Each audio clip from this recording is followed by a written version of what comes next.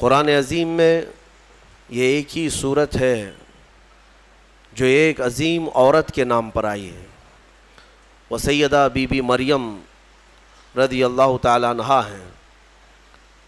سورہ آل عمران کی تفسیر کے موقع پر میں نے عرض کیا تھا حضرت سیدہ بی بی مریم کی ولادت کا مسئلہ، اور آج پورا انہی کے نام کی ایک سورہ ہے، یہ 16ویں پارے میں، اور اس کے بعد دوسری سورہ طٰہٰ۔ یہ دونوں صورتیں بڑی اہمیت کی حامل ہیں، ان کی بڑی فضیلتیں بھی ہیں۔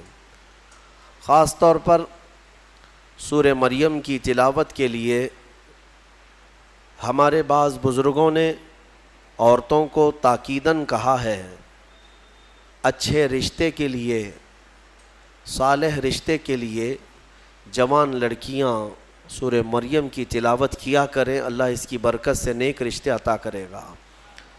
اور خاص طور پر حاملہ عورتیں بچے کی ولادت سے پہلے آسانی وضع کے لیے، ولادت کی آسانی کے لیے سورہ مریم کی تلاوت کیا کریں۔ حضرت بی بی مریم نہایت ہی پاکیزہ خواتین میں ہیں، بلکہ دنیا کی سب سے پاک باز عورتوں میں آپ کا نام آتا ہے۔ آپ کی پرورش بیت المقدس میں ہوئی۔ جب آپ جوانی کو پہنچیں تو جوانی کو جب آپ آئیں تو ایک دن ایسا ہوا کہ جبرائیل امین علیہ السلام تشریف لائے اور یوں کہا کہ میں اللہ کی طرف سے تجھے ایک بیٹا دینے کے لیے آیا ہوں۔ حضرت بی بی مریم نے پکار کر کہا، مجھے بیٹا کیسے ہو سکتا ہے؟ انا یکون لی غلام ولم یمسسنی بشر ولم اکو بغیہ، مجھے کیسے بچہ ہو سکتا ہے؟ آج تک مجھے کسی انسان نے چھوا بھی نہیں، کسی انسان نے مجھے، یعنی بلوغیت کے بعد کسی اجنبی مرد نے مجھے چھوا تک نہیں، ولم اکو بغیہ، اور نہ ہی میں کوئی برے عادتوں والی عورت ہوں، تو مجھے بیٹا کیسے ہو سکتا ہے؟ تو جبرائیل امین نے کہا کہ میں تیرے رب کی طرف سے قاصد بن کر کے آیا ہوں، اور تیرا رب یہی چاہتا ہے کہ بغیر کسی انسان کے چھوئے تجھے اللہ ایک بیٹا عطا کرے۔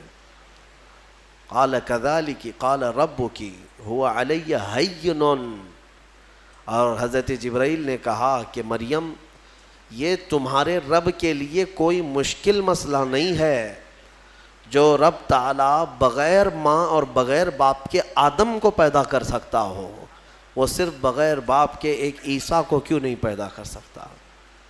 تو انہوں نے ایک پھونک ماری جبرائیل امین نے، فنفخت من روحی، نہیں یہاں پر آیت ہے حضرت جبرائیل علیہ السلام نے ان کو پیغام سنایا کہ اللہ تعالیٰ کی طرف سے تمہیں ایک بیٹا ہوگا، اور ان پر ایک پھونک ماری اور حضرت بی بی مریم حاملہ ہو گئی۔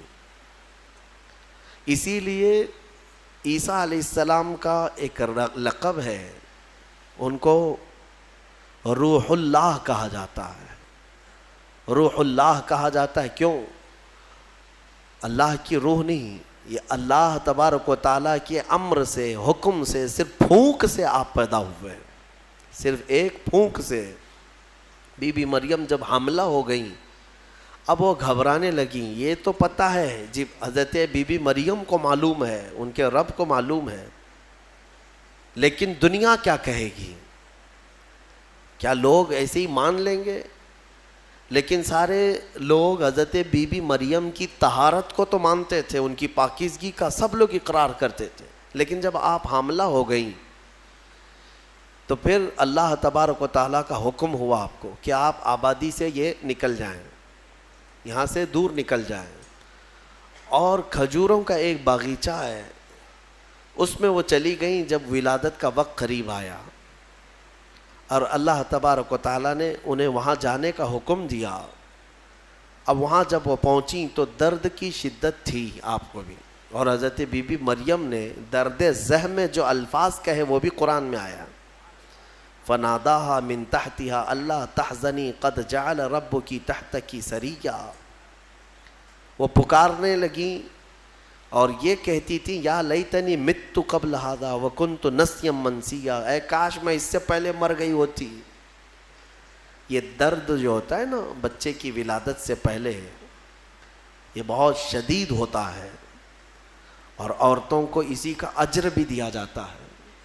اگر بچے کی ولادت کے دوران کسی عورت کا انتقال ہو گیا تو اسے شہید کا مقام دیا جاتا ہے، وہ شہادت ہے، اس کی شہادت کا مقام ہے۔ درد زہ کو، یہ جو ولادت کا درد ہوتا ہے عورتوں کو، بعض حکماء نے کہا ہے، کچھ حکیموں نے، کہ روح نکلنے کے وقت 40 ایسی بڑی ہڈیاں ہیں جس سے روح نکل جاتی ہے تو موت آ جاتی ہے۔ 40 ہڈیوں سے جب روح نکل جائے تو موت آتی ہے۔ بچے کی ولادت کے وقت عورت کی 39 ہڈیوں سے روح نکل چکی ہوتی ہے۔ اب اس سے اندازہ کریں کہ وہ موت کے منہ میں قریب جا کر واپس آتی ہے۔ ایک بچے کو جنم دینا دنیا میں، یہ اللہ تبارک و تعالیٰ ہی ان عورتوں کو صبر دیتا ہے، اور وہ درد اور وہ تکلیف کو برداشت کرنے کی اللہ تبارک و تعالیٰ ہی انہیں طاقت عطا کرتا ہے، ورنہ اس درد کو سہنا ہر ایک کا کام نہیں ہے۔ بہرحال حضرت بی بی مریم نے اس درد کی شدت میں جو پکارا وہ قرآن میں آیا ہے، قرآن میں آیا۔ اسی لیے تو حدیث پاک میں بھی ملتا ہے کہ سوال ہوا میرے آقا صلی اللہ تعالیٰ علیہ وسلم سے کہ میں یا رسول اللہ اپنی بوڑھی ماں کو اپنے کندھے پر بٹھا کر حج کرا چکا ہوں، خانہ کعبہ کے ساتھ طواف، اور گرم زمین جس میں ننگے پیر میرے تلووں میں آبلے پڑ گئے ہیں، تو کیا میں نے اپنی ماں کا حق ادا کر دیا؟ حضور پاک صلی اللہ تعالیٰ علیہ وسلم کا جواب سنیں۔ ان سے فرمایا کہ تم نے اپنے کندھے پر اپنی بوڑھی ماں کو بٹھا کر حج کرایا، طواف کعبہ کروایا، تم اس کے حق کی بات کرتے ہو۔ جب تم اپنی ماں کے پیٹ میں تھے ایک جھٹکا تم نے جو لگایا تھا اس کا بھی حق نہیں ادا ہوا، کیونکہ بچہ جب گھومتا ہے پیٹ کے اندر ماں کے، ہر گھومنے کے وقت، ہر چکر کے وقت اس کا ایک الگ درد ہوتا ہے۔ 9 مہینے وہ بچوں کو اٹھاتی ہے۔ میرے عزیزوں، اگر تمہارے پیٹ میں کھانا زیادہ ہو جائے تو پیٹ بھاری پڑ جاتا ہے اور آپ چل پھر نہیں پاتے، جلدی سے آپ سکون کی جگہ ڈھونڈتے ہیں کہ میں پیٹ خالی کر لوں یا ہلکا کر لوں۔ اور اس عورت کو، ماں کو، اللہ نے 9 مہینے تک تمہارا بوجھ دیا اور وہ اٹھائے گھومتی رہتی، پھرتی رہتی ہے۔ سیدہ بی بی مریم نے ولادت کے وقت یہ فرمایا، اس کے بعد رب تعالیٰ کی طرف سے یہ ان کو ندا آئی، کیا کہ جب وہ وہاں قریب لیٹی تھی ایک پتھر پر، اور ان کے قریب میں ہی ایک کھجور کا درخت تھا، رب تعالیٰ نے فرمایا وَهُزِّي إِلَيْكِ بِجِذْعِ النَّخْلَةِ تُسَاقِطْ عَلَيْكِ رُطَبًا جَنِيًّا، مریم اس درخت کو پکڑ کر کے ہلاؤ، تم پر پکی تازی کھجوریں گریں گی۔ تو ولادت کا وقت ہے ان کا، عیسیٰ علیہ السلام کی پیدائش کا، اور حضرت بی بی مریم کو کھجور کا درخت ہلانے کا حکم ہوا، انہوں نے ہلایا تو پکی کھجوریں ان پر گریں۔ رب تعالیٰ نے فرمایا فَكُلِي وَاشْرَبِي وَقَرِّي عَيْنًا، مریم کھا اور پی لے اور اپنی آنکھوں کو ٹھنڈی کر لے۔ مفسرین فرماتے ہیں درد زہ کے وقت اگر کسی عورت کو کھجور دیا جائے تو یہ قرآن پاک کے نسخے کے اعتبار سے اللہ تعالیٰ اس کے درد میں آسانی عطا فرماتا ہے، کیونکہ حکیم مطلق رب ذوالجلال نے حکم دیا بی بی مریم کو کہ کھجور کھاؤ، پکی کھجوریں تم پر گریں گی۔ تو کھجور کا حکم بھی ہے۔ ہمارے بزرگوں کے ہاں رواج تھا کہ ولادت کے وقت جب تکلیف زیادہ ہوتی تو وہ کچھ کھجوریں لا کر کسی امام کے پاس، عالم دین کے پاس لاتے کہ کچھ دم کر کے دے دیں کہ گھر میں ولادت ہونے والی ہے۔ اب کہاں ہے، کون سا کھجور، کون سی مٹھائی، سیدھے آپریشن تھیٹر میں لے جانا ہے اور بند کرنا ہے، کاٹنا ہے پھر نکالنا ہے۔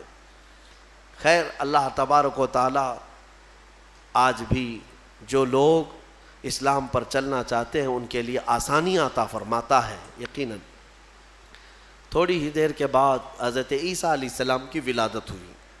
یہ بیت اللحم جو جگہ ہے آج بھی وہ فلسطین میں ہے. بیت اللحم جس پتھر پر حضرت عیسیٰ علیہ السلام کی ولادت ہوئی وہ جگہ آج بھی موجود ہے. پھر وہاں سے حضرت بی بی مریم نے اپنے بچے کو اٹھایا. کوئی نہیں تھا وہاں پر. ان کے حمل سے لے کر ولادت تک کوئی بھی قریب نہیں آیا اور نہ زندگی میں کبھی ان کو کسی نے چھوا. آپ نے گود میں اٹھایا. اب کیا کریں گی؟ بچہ آ گیا ہے. رب تعالیٰ نے فرمایا فَإِمَّا تَرَئِنَّ مِنَ الْبَشَرِ أَحَدًا فَقُولِي إِنِّي نَذَرْتُ لِلرَّحْمَنِ صَوْمًا فَلَنْ أُكَلِّمَ الْيَوْمَ إِنسِيًّا. مریم اب اپنی بستی کی طرف جاؤ گی. اگر کوئی انسان تمہیں نظر آئے, لوگ اگر نظر آئیں تو بات مت کرنا کسی سے. ان سے کہنا آج میں نے چپ رہنے کا روزہ رکھا ہے.